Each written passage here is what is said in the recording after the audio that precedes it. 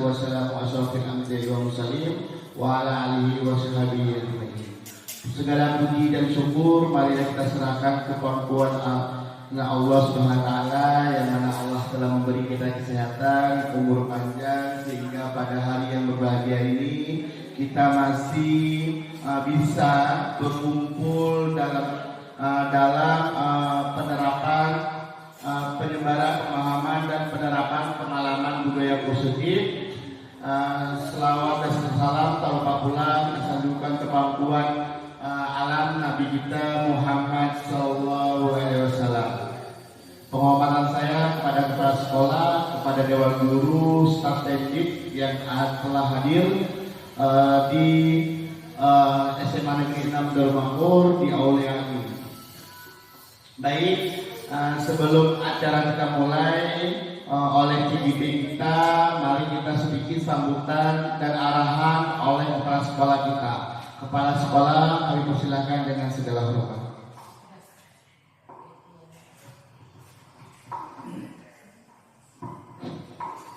Bismillahirrahmanirrahim. Assalamualaikum warahmatullahi wabarakatuh. Hamdan wa syukran lillah, sholatan wa salaman ala rasulillah wa ala alihi wa sahbihi wa mawala. Pertama sekali marilah kita manjatkan puji serta syukur kepada Allah Subhanahu wa taala, karena dengan limpah rahmat dan karunia-Nya kita masih diberikan kesehatan.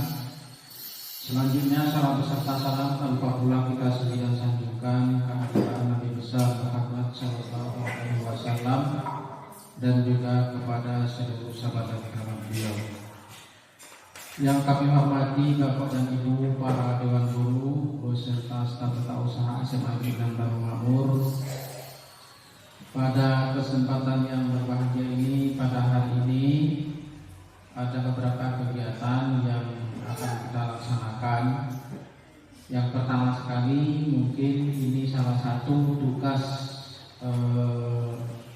dari Ibu Rara sebagai calon guru penggerak, bahwasanya ada satu kegiatan yaitu diseminasi tentang budaya positif yang dilaksanakan di sekolah kita di SMA Negeri 6 Darul Makmur. Nanti mungkin akan kita bahas bersama, akan kita tinjau bersama tentang budaya positif yang telah kita laksanakan atau yang akan kita laksanakan. Nah, budaya positif ini kenapa perlu kita lakukan atau laksanakan di sekolah kita? Karena budaya positif ini merupakan suatu kegiatan, suatu hal yang kita terapkan kepada peserta didik kita, sehingga itu diharapkan nanti budaya-budaya positif itu menjadi hal yang terbaik atau menjadi hal yang baik dalam kehidupan peserta didik kita, baik di sekolah maupun di masyarakat kelak. Nah, kemudian pada kesempatan ini juga nanti kita akan bahas tentang evaluasi persiapan akreditasi sekolah kita serta sejauh mana yang kita laksanakan. Karena akreditasi sekolah ini itu menjadi salah satu label, kualitas sekolah kita, ya. Nah, kalau tahun lalu kita masih di status atau di peringkat akreditasi B, ya, yang kita harapkan kita meningkat, ya, kita meningkat artinya kita usahakan statusnya menjadi akreditasi A, gitu. Ya, bagaimana cara, ya? Nah, kalau kemudian tidak bisa kita raih, ya tentu proses untuk menuju ke sana itu harus kita lakukan, ya. Nah, jangan sampai nanti status akreditasi D integritas kita itu menurun, ya, dari B menjadi C, ya, itu sangat mengkhawatirkan sekali. Nanti akan kita bahas, ya. Kemudian kita ada hal lain yang perlu kita bahas, apakah seperti kegiatan ekstrakurikuler, ya, yang kita laksanakan bagaimana nanti bentuknya, nanti kita akan bersama juga. Mungkin demikian sebagai pengantar dari kami untuk kita ikuti bersama. Terima kasih. Wassalamualaikum warahmatullahi wabarakatuh. Baik, terima kasih kepada kepala sekolah atas sambutan dan arahan tentang berjalannya ke depan nanti. Baik, sebelum kita mulai, saya selaku moderator ingin menyampaikan kepada Bapak, Ibu semuanya, mohon waktunya untuk beberapa jam nanti, mohon didengarkan apa yang akan menjadi arahan Ibu Rana. Baik, kepada Ibu Rana, Ibu silakan dengan segala hormat. Terima kasih kepada kepala sekolah dan kepada Dewan Guru sekalian atas kesempatannya hari ini. Saya diberi kesempatan untuk dapat menyebarkan pemahaman dan penyerapan pengalaman budaya positif yang saya lakukan di sekolah. Boleh slide selanjutnya, Pak? Oke. Di sini bisa Bapak Ibu perhatikan ada konsep inti budaya positif. Yang pertama itu ada 8 konsep inti budaya positif. Yang pertama itu ada perubahan paradigma. Kemudian ada yang namanya disiplin positif. Kemudian ada yang namanya nilai-nilai kebajikan. Kemudian kebutuhan dasar manusia, motivasi perilaku manusia, posisi kontrol, keyakinan kelas, dan yang terakhir itu segitiga restitusi. Nah, boleh ke slide selanjutnya. Nah, pembelajaran dengan paradigma baru. Nah, seperti yang kita ketahui Bapak Ibu sekalian, saya kayaknya susah. Oke. Kurikulum kita sudah berganti Bapak Ibu, ya kan? Dari kurikulum 13 ke kurikulum Merdeka, di mana objek dari kurikulum Merdeka itu adalah murid. Kita mengajak pembelajaran itu harus berpihak kepada murid, ya. Seperti pemaparan yang di depan, pembelajaran dengan paradigma baru merupakan pembelajaran yang dirancang berdasarkan prinsip pembelajaran berdiferensiasi, sehingga para peserta didik belajar sesuai kebutuhannya, berdasarkan tahap perkembangannya sesuai psikologi modern untuk mewujudkan profil pelajar Pancasila yang dicita-citakan oleh kurikulum Merdeka itu kan. Siswa kita memiliki profil pelajar Pancasila. Kemudian kita mengajar di kelas Bapak Ibu yang dulunya mungkin berpusat kepada guru, tapi sekarang kita berpusat kepada siswa. Guru itu bukan hanya saja mentransfer ilmu, tapi kita menuntut seorang anak menjadi sesuai dengan kodratnya. Karena sesungguhnya ya Bapak Ibu, anak-anak itu terlahir dengan kodrat yang baik. Kita sebagai guru menjadi membuat anak-anak itu menuntut anak-anak itu menjadi lebih baik dan menggali potensi diri si anak. Nah, itulah kita harus merubah paradigma kita, keyakinan kita bahwasannya guru itu bukan lagi mentransfer ilmu, tapi menuntun si anak. Selanjutnya Pak. Nah, sekarang saya akan membahas miskonsepsi tentang teori kontrol. Nah, ilusi kita terhadap teori kontrol. Ketika ada masalah di sekolah, ada masalah di kelas, masalah bersama murid, itu kita ada miskonsepsi tentang teori kontrol. Ada 4 di sini. Yang pertama, ilusi guru mengontrol.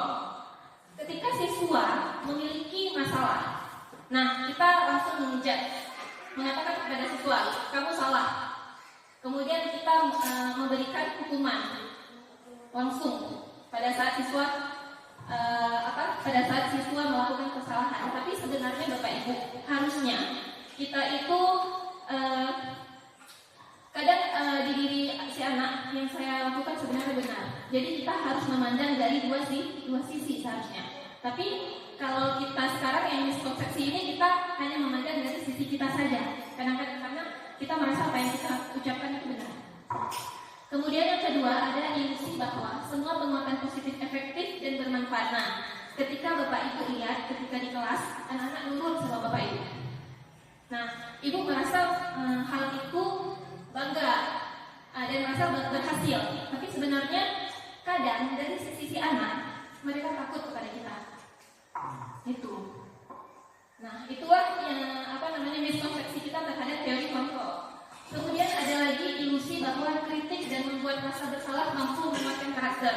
Nah, ketika kita memberi kritik kepada siswa, namun kita merasa nih bahwa yang kita kritik itu membangun siswa, padahal sebenarnya bisa jadi tidak, Bapak Ibu.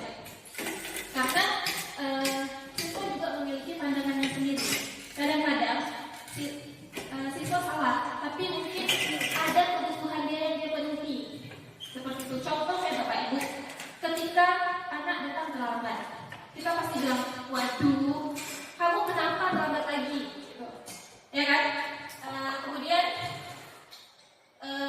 padahal dia punya alasan atau punya kebutuhan yang dia penuhi. Mungkin ya kita merasa bahwa dia main game malam sampai larut malam sampai jam 4 pagi dan dia datang ke sekolah jadi telat.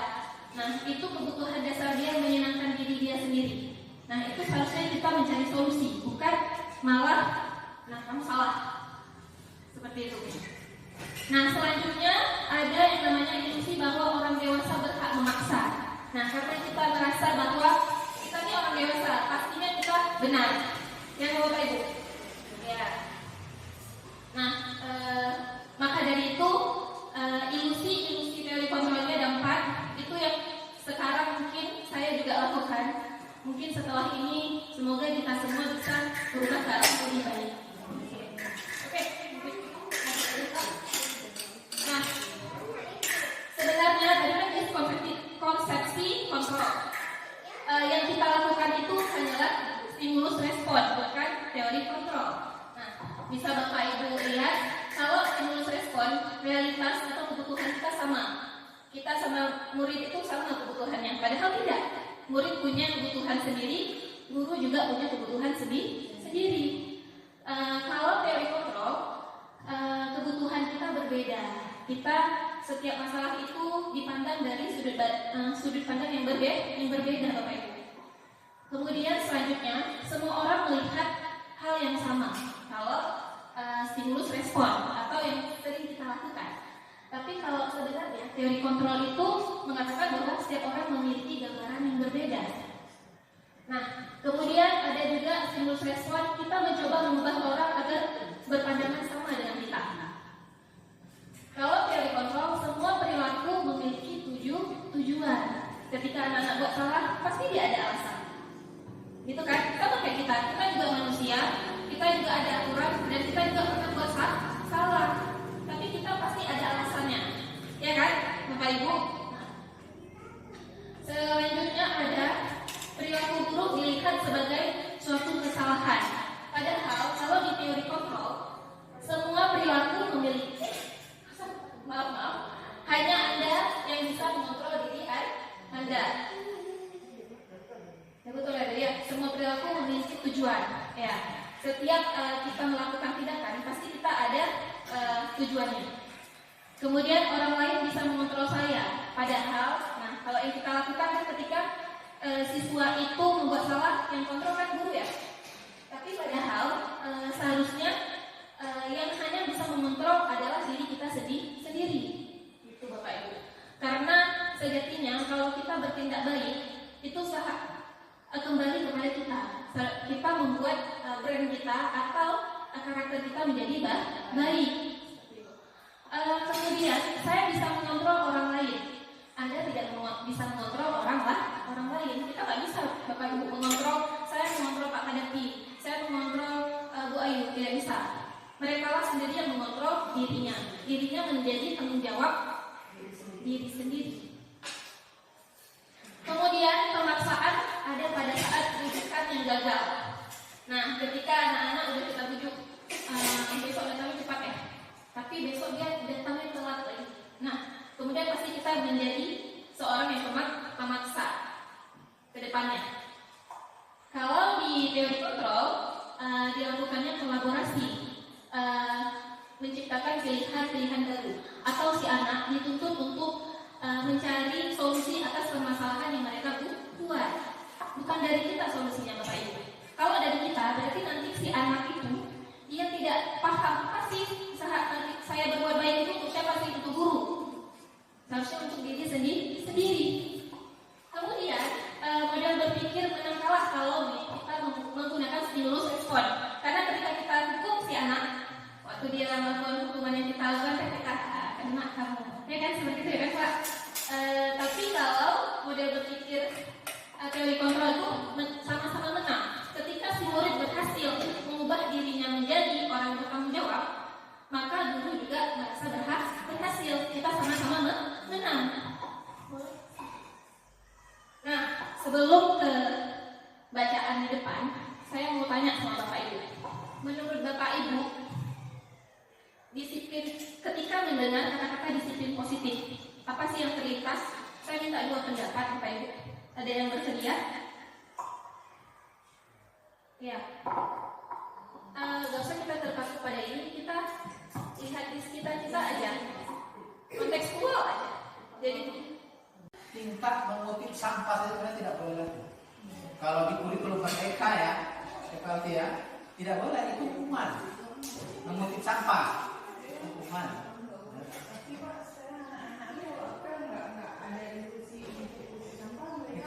Itulah makanya saya bilang tadi, dilema kita kan di situ. Ketika kita misalnya kita jalankan hukuman profesional itu kita karena kita posisi siswa kita berbeda mungkin dengan siswa yang di kota-kota besar gitu ya. Mereka mungkin tingkat kesadarannya itu tinggi. Sementara kita di desa mungkin belum bisa kita menerapkan seperti budaya positif yang diharapkan di kurikulum merdeka. Tapi kita akan menuju ke sana, ya kan? Nah, sebenarnya kan saya sudah tadi ini sebenarnya menjadi dilema untuk kita. Ketika kita melakukan aksi yang konvensional tadi, sudah pasti mungkin anak kita mungkin tidak patuh, tidak mau mengikuti aturan kan itu, ya. Nah, jadi hal-hal yang kita lakukan itu sebenarnya tidak sesuai dengan cita-cita di kurikulum merdeka. Dan motif sampah tidak boleh, ya kan? Memberikan hukuman saja tidak boleh, tidak boleh kita lakukan. Contoh misalnya, kamu tidak mengerjakan PR, suruh nyatat 1 halaman. Nah itu kan ingat itu ada. Maksudnya kan kita berpikir itu ya, itu aja tidak boleh sebenarnya. Itu sudah masuk hukuman. Ya namanya, cuma ya bagaimana caranya sih?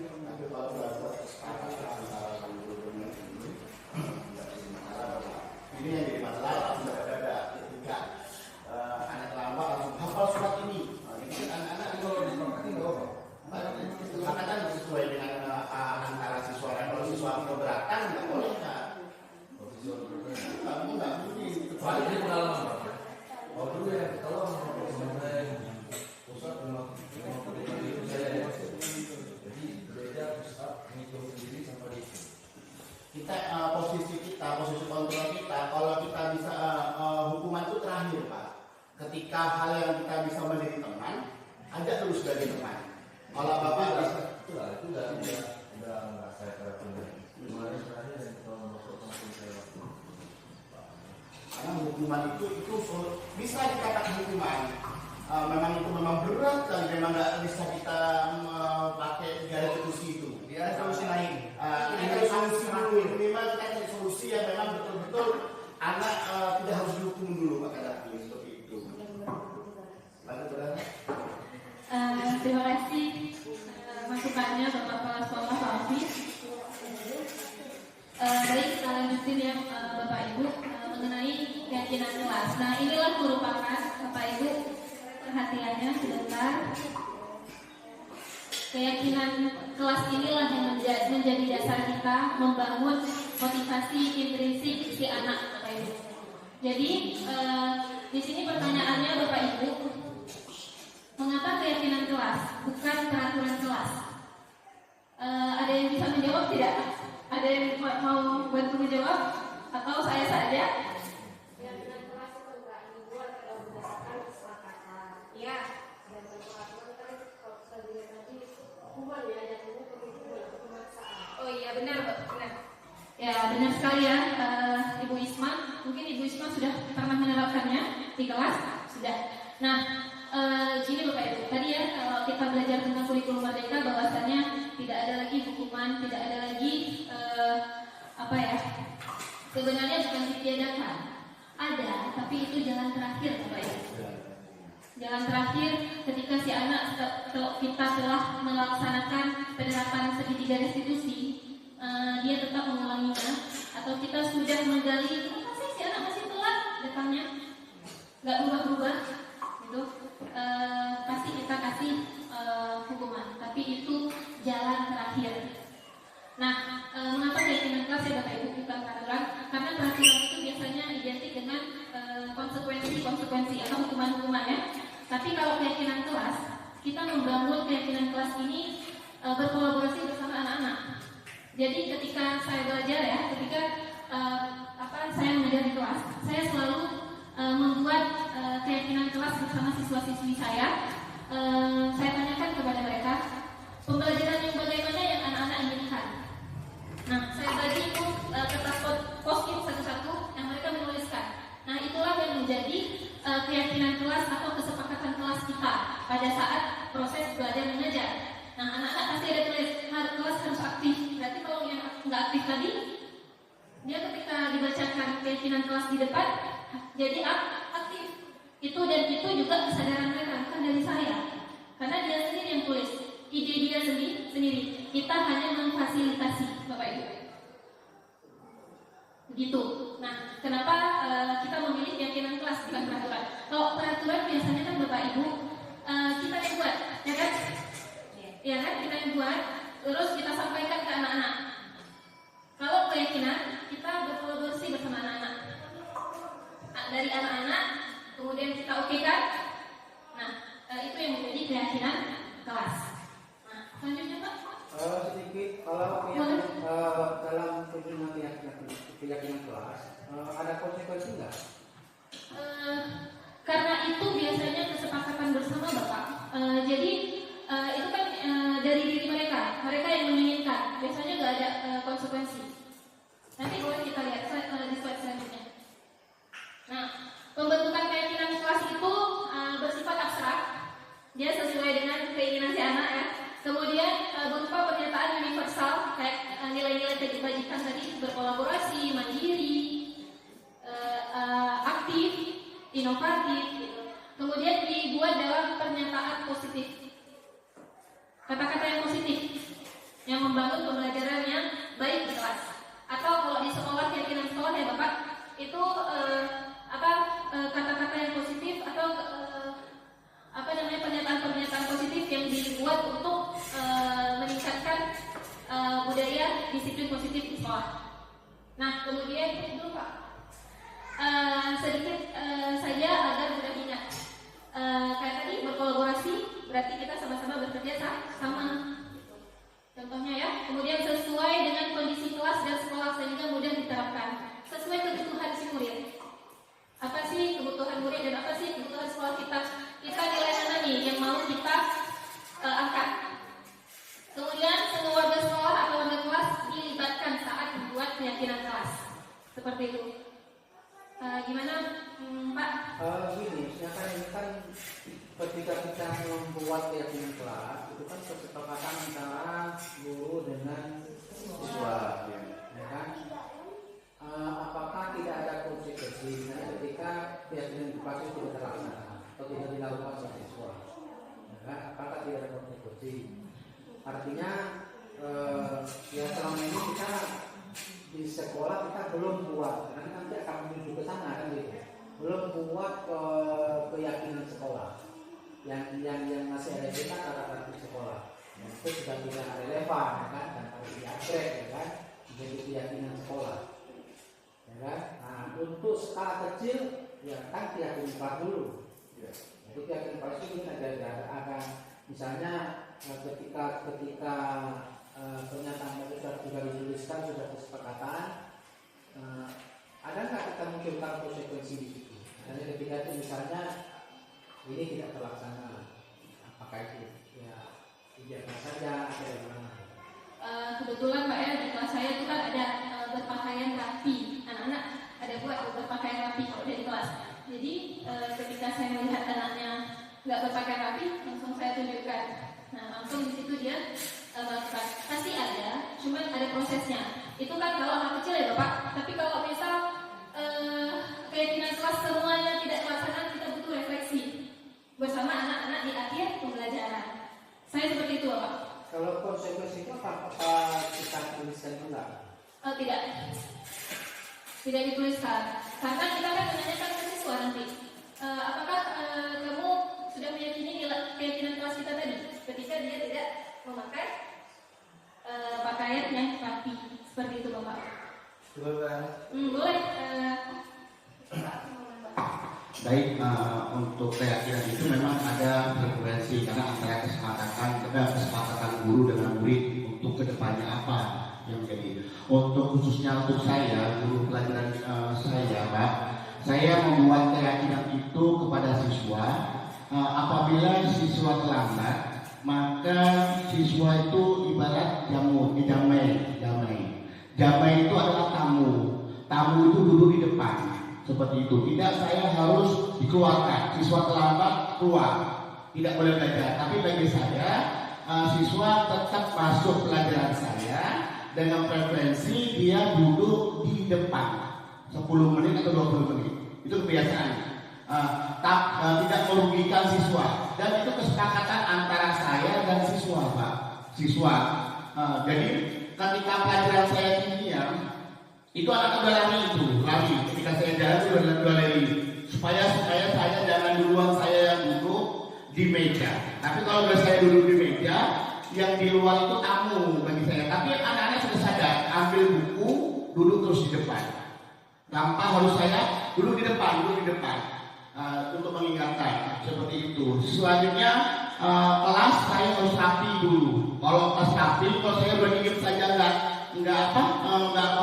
langsung ngasih materi, berarti tahu siswanya sudah melihat mencari ada sampah seperti itu, Pak. Itu kesepakatan saya dengan guru antara siswa dan gurunya. Ada frekuensinya tetapi frekuensi itu menjadi keyakinan bahwasanya mereka akan menerapkannya seperti itu. Dan jarang juga siswa terlambat seperti itu karena sudah ada kesepakatan dari awal seperti itu. Itu aja, Pak. Ya, baik sekali ya.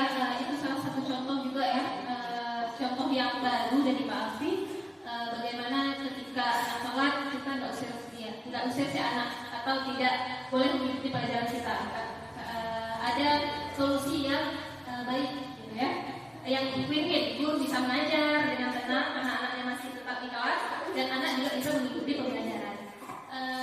Kebetulan Pak ya, di kelas saya itu ketika membuat keyakinan kelas, memang yang tidak mengikuti keyakinan kelas itu maju keluar aja. Itu memang nggak tahu, udah menjadi budaya. Bukan itu ada sedikit saya teliti kan. Inilah 5 dasar tadi Bapak Ibu yang menjadi 5 dasar kebutuhan siswa. Kadang-kadang kebutuhan pertama adalah sandang. Kita lihat itu tadi mana? Ini kita kebutuhan siswa paling penting. Kita melihat. Nah, ini Bu, kita masuk. Kalau bertahan hidup ini anak-anak ini sering terjadi. Kalau lapar Bapak Ibu, ini sering terjadi. Makanya kita buat kesepakatan antara siswa sebelum masuk pelajaran saya, anak-anak harus kenyang dulu. Dalam arti kata walaupun pagi mereka harus kenyang dulu. Kenapa? Karena kalau dasarnya kebutuhan hidupnya ini anak-anaknya dipenuhi, kalau lapar pun nggak akan masuk. Tetap lapar, namanya lapar, kita aja lapar. Kita bercoba-coba untuk menjelaskan, nggak akan masuk. Ini dulu dasarnya kita. Selanjutnya ada ini anak-anak ini butuh nih kesenangan. Anak-anak butuh tawa. Makanya kita harus bikin ice breaking, game. Jangan menonton kita mengajar seperti itu. Buat kesepakatan sama anak-anak. Makanya selanjutnya ini rasa kasih sayang ini sering juga perhatian dengan anak-anak. yang usil sama kawannya, yang ini kebutuhan anak-anak. Makanya kita sering apa? Panggil apa? Maju nak, coba kamu maju. Ini butuh keserakahan kata saya. Makanya dari kedisiplinan ini dulu kita butuhin dulu anak-anak di kelas kita. Ada butuh kebebasan dari dikeluarkan saudara. Ada butuh kasus saya supaya diperhatikan. Bagaimana seperti itu? Itu perlu tuh seperti itu. Tapi kalau yang sudah keyakinan, kelima dasar ini harus dipenuhi Bapak Ibu. Seperti kita kepada kepala sekolah. Kalau 5 dasar ini nggak dipenuhi, bagaimana? Malas kita kan? Baik, kepala sekolah ini nggak ada tangan. Saya bilang terus terang, 5 dasar ini enggak, kita harus menjadi mahasiswa juga. Jangan kemauan kita hari ini tugas tanpa dikasih tahu hari ini ulangan, tanpa dikasih tahu anak belajar. Kita masih belum menjawab anak-anak seperti itu, nggak tahu. Ini 5 dasar ini dulu Bapak Ibu. Nah, mungkin itu aja dulu. Ya, benar. Mantap sekali ya. Oke Bapak Ibu, nah makanya kita harus memahami Bapak Ibu, kita harus memahami kebutuhan dasar manusia dulu. Ketika kita sudah memahami 5 kebutuhan dasar manusia ini, maka untuk menjalannya segitiga restitusi itu kita akan gampang, karena kita sudah bisa memahami orang lain Bapak Ibu. Gitu. Ya, nah kita sekarang masuk ke penerapan segitiga restitusi. Bapak Ibu, saya ulangi, inilah yang diharapkan Bapak Ibu laksanakan di kelas kita masing-masing di sekolah kita, sekolah kita ini. Jadi segitiga restitusi itu apa sih? Suatu proses dialog yang dijalankan oleh guru agar dapat menghasilkan murid yang mandiri dan bertanggung jawab, Bapak Ibu. Ada 3 langkahnya. Yang pertama itu menstabilkan identitas. Bagaimana tuh menstabilkan identitas? Kemudian satu-satu saya bahas dulu ya Bu. Kemudian validasi tindakan yang salah. Kegiatan anak murid yang salah kita validasikan. Gimana tuh? Kemudian ada juga menanyakan keyakinan. Nah, kita nggak bisa menerapkan segitiga restitusi kalau kita belum buat keyakinan kelas atau keyakinan sekolah. Percuma. Dan kita tidak bisa juga melaksanakan segitiga restitusi ketika kita tidak memahami 5 kebutuhan dasar manusia tadi. Jadi saling berkaitan Bapak Ibu. Nah, boleh dilanjutkan. Nah, menstabilkan identitas Bapak Ibu. Ini prinsip yang membuat kesalahan adalah bagian dari proses pembelajaran. Di mana? Saya mau seperti ini lagi. Di mana kita ya sebagai manusia Bapak Ibu pasti pernah berbuat kesalahan, begitu juga murid kita. Jadi ketika kita memanggil siswa, kita stabilkan identitas dia. Nah, saya katakan, ibu di sini bukan untuk mencari siapa yang salah, tapi kita cari solusi. Kemudian ada yang namanya validasi tindakan yang salah. Bukan kita membenarkan dia berbuat salah, tapi kita kaitkan dengan kebutuhan manusia tadi, 5 kebutuhan. Kayak tadi misalkan contoh si anak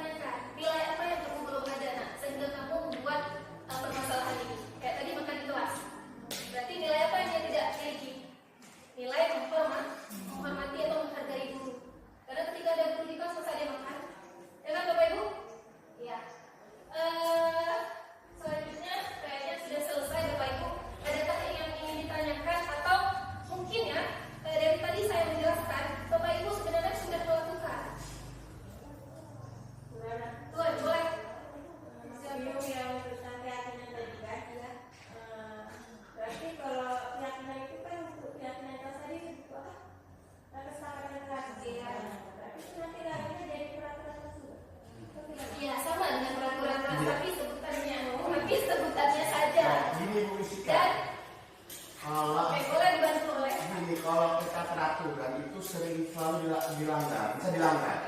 Tapi kalau sudah keyakinan sudah mendarah daging dari diri kita. Contoh Bu Wisika. Ibu Wisika kalau nggak pakai helm, Ibu Wisika beranggapan bahwasanya itu peraturan. Iya kan? Kenapa? Karena kalau nggak pakai helm harus ditilang kan? Langsung ditilang, suruh bayar. Tapi kalau kita pakai helm, kita membuat keyakinan bahwasanya helm itu menyelamatkan tubuh Bu Wisika, otomatis Bu Wisika itu akan menjadi pakai helm selalu. Seperti itu. Begitu juga anak. Kalau yang membuat peraturan itu menjadi keyakinan bahwasanya anak itu nggak akan dilanggar, itu menjadi keyakinan. Contohnya anak, kalau nggak membuat tugas, nanti dibayar musika seperti itu. Dia akan sementara itu peraturan itu. Tapi kalau membuat tugas ini menjadikan nilai saya untuk saya prestasi, saya pinter, anak belajar tanpa terganggu musika, itu menjadi keyakinan. Bagaimana itu keyakinan bisa kita terapkan? Ada solusinya dari kebutuhan tadi Bu Wisika. Misalnya kan anak tadi yang misalnya udah buat keyakinan mereka udah yakin tapi dia langgar. Nggak Nah jadi masalah kita ingat ya dari tiga institusi tadi itu. sampai mereka yakin. Masih susah kita mengubah sikap anak. Nabi Muhammad 40.000 tahun loh mengubah akhlak kita manusia, apalagi kita 3 tahun mengubah anak. Memang susah nanti 10 tahun kemudian anak akan membekas kepada Wisika. Sampai sekarang Wisika masih terbekas ya Wisika di SD disabuk sama gurunya. Masih membekas juga Wisika sampai sekarang dimarah-marah sama gurunya. Masih 10 tahun yang berkerasa kan? Seperti itu anak-anak kita itu seperti itu. Kalau kita meninggalkan kesan yang baik kepada anak, 10 tahun akan kita Wisika selalu aku suka ibu Tanti, gurunya pandai, mengajarkan aku baik, seperti itu contohnya Wisika. Kalau kita bisa budaya positif, kenapa enggak Wisika seperti itu? Sedikit ya Bapak Ibu, jadi peraturan dan keyakinan kelas atau keyakinan sekolah itu ada perbedaannya Bapak Ibu. Kalau peraturan itu biasanya berdampak itu hanya sementara. Tapi kalau keyakinan akan dia bawa Bapak Ibu, karena dia sudah menyadari hal yang baik itu dilakukan untuk diri sendiri, bukan untuk gurunya, bukan untuk sekolahnya. Nah, mengapa kita harus menggunakan segitiga restitusi ini? Itu Bapak Ibu. Nah, lagi-lagi saya ingatkan juga ke Bapak Ibu, mungkin saya sedikit Bapak Ibu. Dalam penerapan disiplin positif ini Bapak Ibu, hendaknya guru memiliki standar kepribadian, profesional dan sosial yang baik, di mana guru mampu merefleksikan diri dalam posisi kontrol saat ini, bagaimana perjalanan dirinya sebagai among atau manajer yang menuntun murid-muridnya menjadi insan yang mandiri, merdeka dan bertanggung jawab. Jadi kita mengharapkan peserta didik kita atau murid kita menjadi baik. Tapi kalau kita nggak baik, ya anak-anak mau baik. Jadi marilah sama-sama saya dan teman-teman rekan-rekan kita sama-sama berubah menjadi lebih baik. Insya Allah ya. Terima kasih Bapak Ibu. Oke. Boleh Bapak Ibu kita diskusi ya. Iya. Iya benar sekali Bapak Ibu. Depan ya kan? Iya. Ini depan. Dari segitiga restitusi tadi, saya bisa mengambil kesimpulan bahwasanya ketika anak berbuat salah, ya kan, anaknya kita panggil, tidak kita berikan hukuman, ya kan, tapi kita panggil, kita tanya, kan gitu, ya. Kenapa kau berbuat salah? Kira-kira hal apa yang bisa atau solusi apa yang bisa kamu ambil untuk menebus kesalahan yang dilakukan ini kan gitu. Nah, pertanyaannya apakah kita bisa melakukan segitiga restitusi ini? Bisa terapkan enggak? Kan itu pertanyaannya kan. Nah, sementara kita kan masih konvensional. Ketika anak-anak salah, panggil sini. Langsung apa yang mau lakukan tadi? Terus 10 kali misalnya, kan? Rutin saspar kan, lari tengah lapangan, ya kan? Kan gitu. Keliling lapangan, jongkok. Kan itu kita terapkan. Nah, sementara di segitiga ini tidak seperti itu. Ketika anak berbuat salah kita panggil, ya kan? Kita tanya kenapa kamu berbuat salah, ya kan? Malah kita validasi lah dia kan.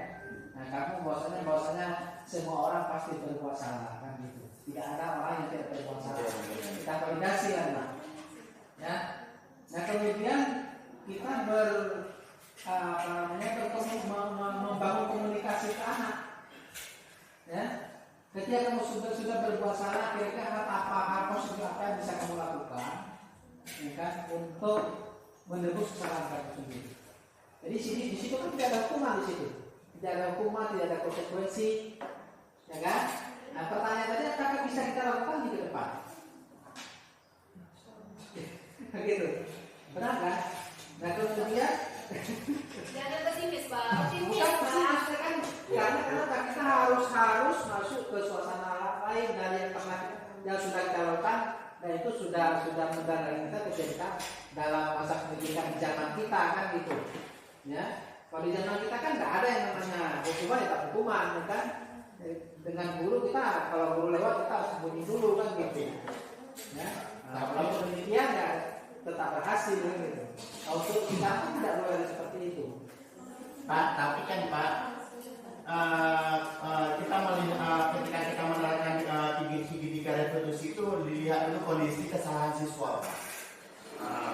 Contohnya kalau kesalahan siswanya cuma hanya sekedar alfa saja, nggak mungkin kita kasih pos A seperti itu. Kita nggak seperti itu.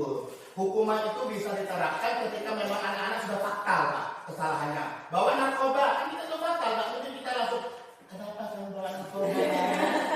Itu nggak mungkin. Kita harus melihat hukuman itu diterapkannya ketika memang anak-anak fatal.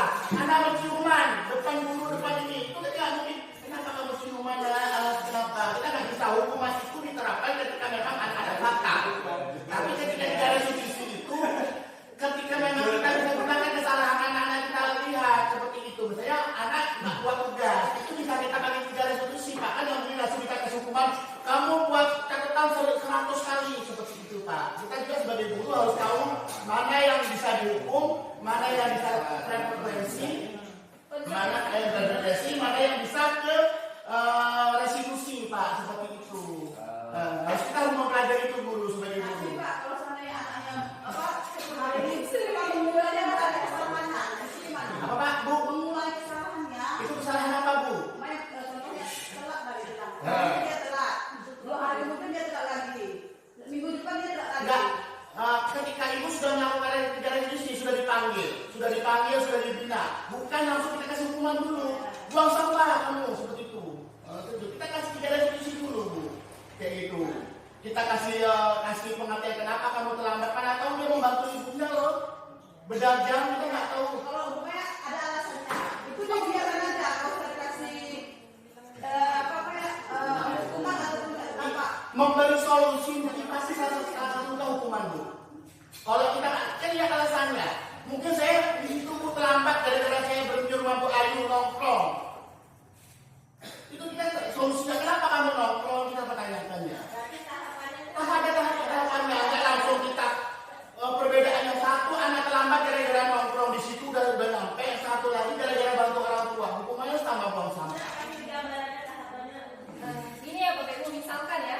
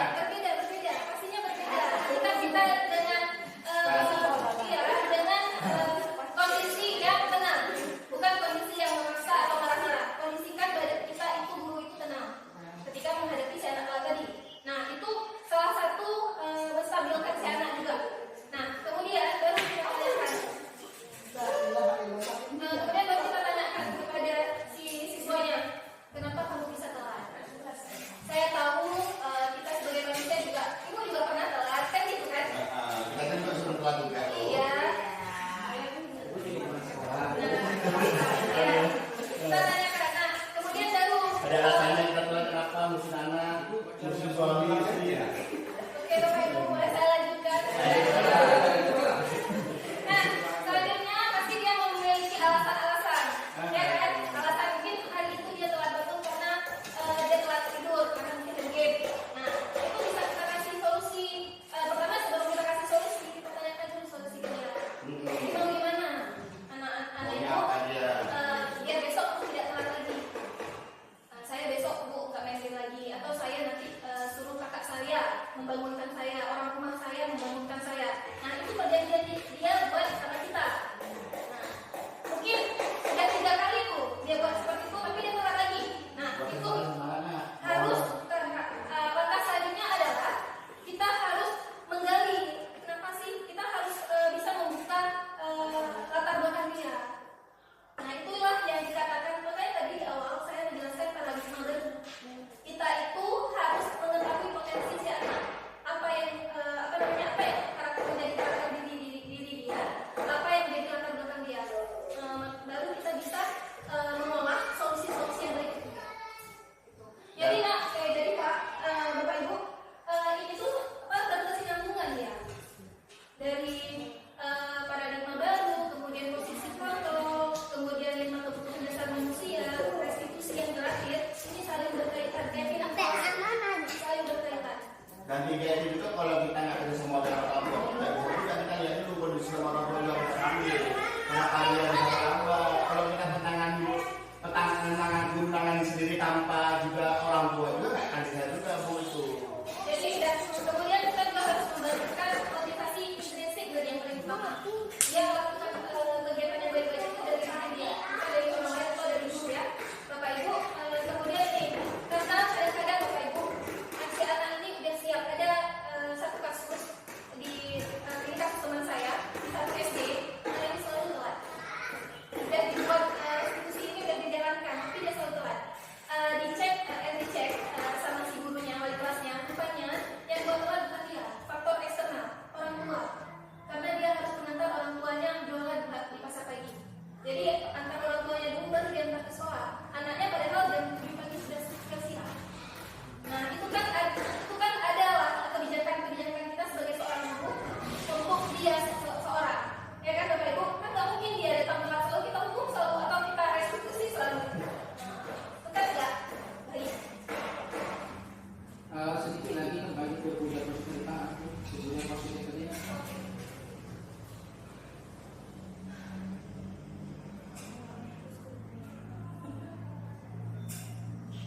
Budaya positif. Budaya positif ya mana?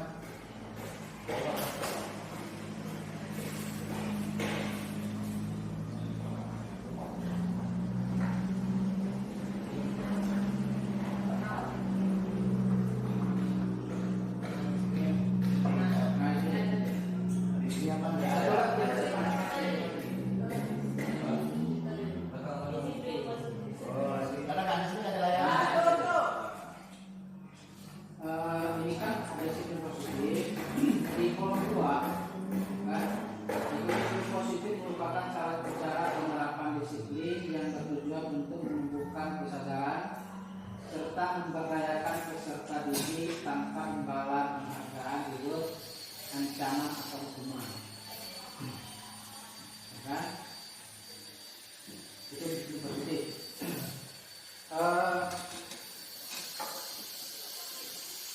Mungkin selama ini kita sudah sering menjelaskan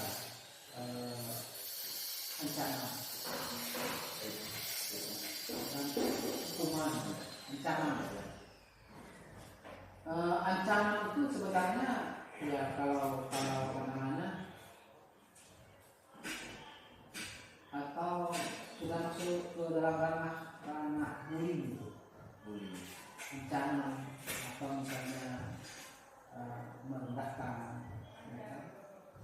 Nah di disiplin positif itu tidak boleh, ya, tidak boleh ancaman, tidak boleh. Nah mungkin tanpa kita sadari, ya kita yang namanya ancaman ini sering kita lakukan seperti kita, ya kan? Kita ancaman dari verbal kita, dari bahasa kita ke anak, ya kan? Sehingga ada anak melakukan, tapi dalam tekanan. Dia melakukan dalam tekanan ya, karena sudah ditancap gitu. Nah, bagaimana pandangan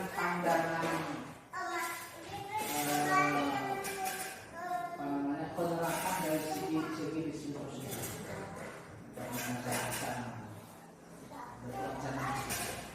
ancaman itu ya, sama saja kata kerja kecemasan tidak kalau malu tidak dibenarkan ya. Dan tanpa kesalis kita juga sudah mengatakan bahwa tidak boleh ada bullying di sekolah kita. Tapi tanpa disadari kita juga melakukan bullying di sekolah kita kan gitu, nggak sadar gitu, ya kan? Kan nggak sadar. Nah, sementara kita melakukan jangan ada yang membullying para teman, ya. Tidak boleh itu. Tapi tanpa kita sudah melakukan bullying. Ya. Tapi itulah apa namanya yang kita lakukan. Itu perangkat dan ke depan mungkin akan kita perbaiki hal itu. Jadi makanya ini kalau kita bahas di situasi ini adanya perubahan ke depan. Mungkin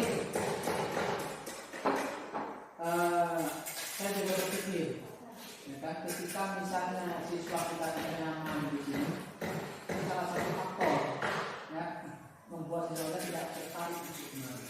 Ketika dia tidak nyaman, ya, ketika dia teman tidak ada nyaman, yang tidak ada kegembiraan, yang tidak ada kebebasan, ya, mungkin itu menjadi salah satu faktor yang tanpa kita sadari. Ya. Oleh itu, bagaimana caranya kita memperbaiki ke depan? Ya, kita menerapkan disiplin positif yang tanpa adanya hukuman, ya, hukuman kita ambil itu pilihan terakhir. Artinya disiplin positif yang kita lakukan itu berdasarkan kesepakatan, ya kan? Gitu. Misalnya ketika nanti misalnya terlambat, nah, kita kan punya, itu kan akan menjadi keyakinan sekolah. Nah, makanya mungkin kita akan bahas mungkin keyakinan sekolah kita kembali kita undang siswa, perwakilan siswa, ya kan? Kita undang Pak Komite pengawas kita menciptakan keyakinan sekolah. Ya. Nah, ketika keyakinan sekolah kita laksanakan, bagaimana kita lihat ke depan? Jadi itu mungkin hal yang akan bisa upgrade ke depan ya. Bisa menurut pandangan dari kurikulum Merdeka ini kita tahu. Ya, walaupun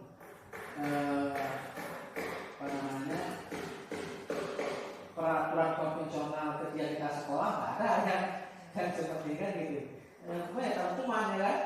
Nah, itu menjadikan campur untuk kita ya kan, untuk sukses. Ya. Tapi untuk hal ini tidak bisa dilakukan siswa kita seperti yang kita rasakan dulu, tidak bisa. Karena sudah beda zaman. Nah, jelas siswa sesuai dengan zamannya. Jadi zaman sekarang harus tidak boleh lagi dengan seperti ini. Kan? Jika kita sudah catat dari hukum, tak boleh lagi. Kalau kita boleh. Ya, kalau kita yang catat, mana catat satu bab. Ya kan? Nah, mestinya nggak tahu tak mana ada satu bab, ya kan? Nah, jadi itu yang paling sederhana. Ya, nah, makanya ini perlu kita diskusikan, perlu kita musyawarahkan agar peraturan sekolah kita akan kita sesuaikan dengan sesuai dengan kurikulum Merdeka. Itu sudah kita. Baik Bapak Ibu, sepertinya selesai pembahasan kita hari ini ya Pak. Terima kasih. Oke, ada yang mau disampaikan guru-guru sudah ini.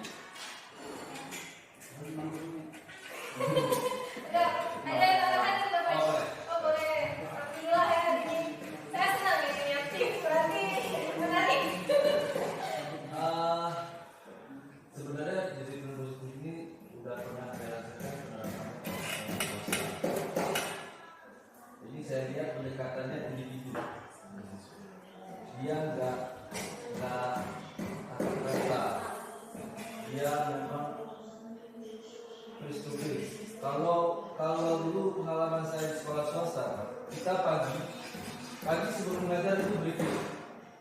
Ibu ngajar kelas berapa?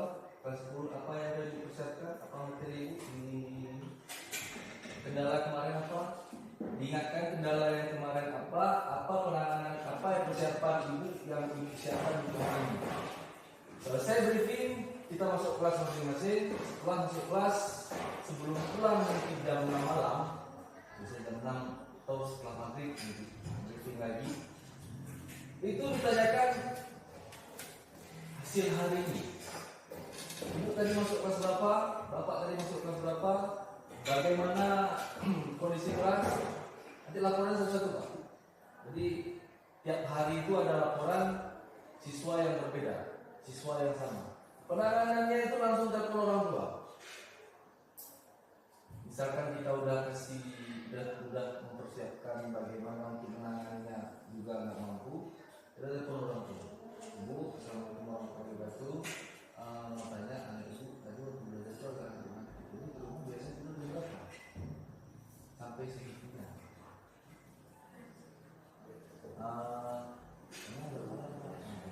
Nanti penerapannya jadi kok jadi briefing lagi. Setelah briefing penanganan hari ini kita briefing lagi untuk persiapan besok. Besok briefing lagi dan apa yang nanti baru masuk. Jadi kalau kita rasa kalau mau diterapkan kayak itu dalam waktu 1 semester, ini kita tahu semua masalah siswa-siswa yang ada di kita. Kalau ada briefing, jadi tiap hari kalau kita nggak bisa buat tiap hari minimal 1 minggu lah. Jangan kalau kelamaan lupa nanti. Karena kita cari penyelesaiannya itu ketika kita dapat masalah sama siswa atau ada siswa yang bermasalah, kita langsung lihat besok dia ulangi lagi. Harusnya namanya tiap hari. Dia besok ulangi lagi nggak? Jadi kalau kita buat sebulan sekali itu jauh kali ya. Minimal seminggu sekali. Itu kalau menurut saya. Tapi nanti tergantung. Makanya mulailah dari diri sendiri dulu. Dan kita terapkan disiplin politik ini mulai dari diri sendiri. Ketika kita sudah menerapkan mulai dari diri sendiri, baru kita terapkan ke siswa. Ya, karena kan mereka menjadi cermin untuk siswa kita. Ya, jadi cermin. Ya, nanti kita hukum siswa terlambat, nanti ya kuali terlambat kita, Pak Hari terlambat. Ya kan nggak bisa juga. Nah, gitu. Maksudnya kalau dari sini kita sebagai cermin, kita sebagai agen tadi ada perubahan, kita mulai dari sini. Ya, kita mengajak. Artinya ini kan kita mengajak ini. Tidak ada hukum atau kita mengajak siswa untuk menerapkan disiplin. Bagaimana kita mengajak mereka? Ya, tidak ada hukuman di sana, tidak ada ancaman, tidak ada kesadaran. Sehingga dengan kesadaran sendiri mereka melakukan disiplin. Kata kuncinya adalah dari diri. Terima kasih Pak. Terima kasih Pak Keksek, Pak Andika, Pak Padati atas pendapatnya. Baik Bapak Ibu, tadi kita jangan sampai saya hanya menuliskan jangan sampai kita miskonsepsi terhadap budaya positif ini. Jadi Bapak Ibu perlu digarisbawahi kita itu harus wajib menjadi posisi kita itu harus di posisi manajer. Ya Bapak Ibu, bukan di posisi lain, tapi di posisi manajer. Dan posisi manajer itu akan terlaksana ketika kita sudah punya keyakinan kelas. Kemudian kita para guru sudah paham kebutuhan 5 dasar kebutuhan manusia. Dan kita sebagai guru harus mampu memotivasi siswa dan diri kita dari berbuat baik itu untuk diri sendiri, bukan untuk orang lain. Itu yang perlu digarisbawahi. Dan semoga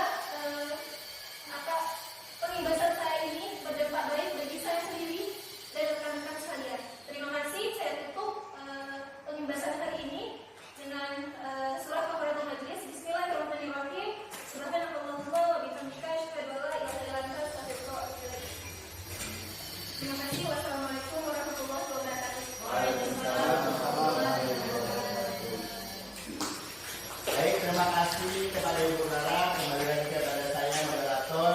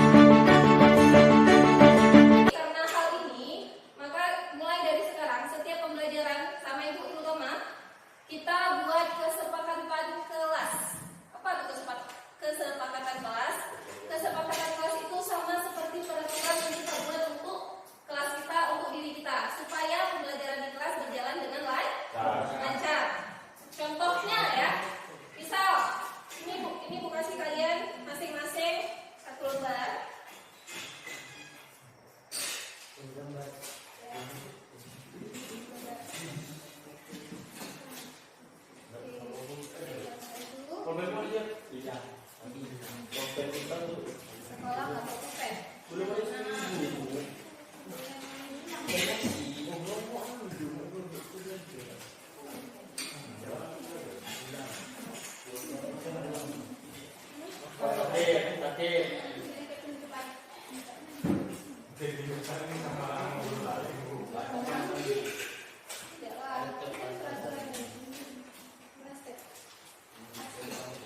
Oke, dan kertas ini berfungsi untuk jadi kita buat peraturan sesuai dengan keinginan kalian masing-masing. Contoh, misal ibu ingin kelas pembelajaran kita hari ini berjalan dengan aktif. Semua, misal ya, semua siswa, saya buat semua siswa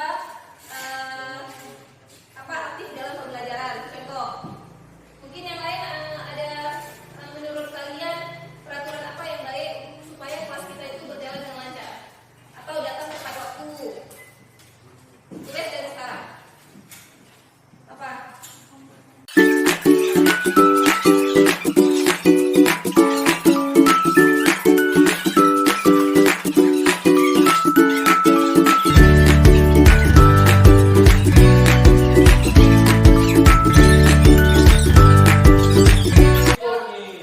Coba baca ya. Yang pertama, patuhi peraturan yang sudah dibuat. Yang kedua, pergi langsung ke sekolah, tidak boleh berhenti di tempat lain.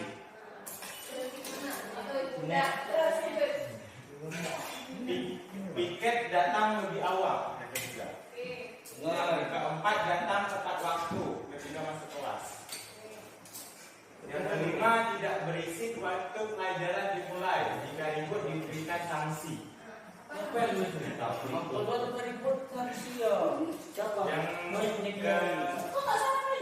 keenam, harus kerjasama. Kolaborasi. Yang ketujuh, menghargai teman dan